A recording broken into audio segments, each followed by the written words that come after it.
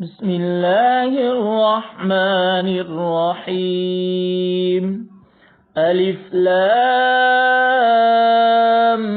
ميم. ذلك الكتاب لا ريب فيه هدى للمتقين الذين يؤمنون بالغيب ويقيمون الصلاة ومما رزقناهم ينفقون والذين يؤمنون بما أنزل إليك وما أنزل من قبلك وبالآخرة هم يوقنون أولئك على هدى من ربهم وأولئك هم المفلحون.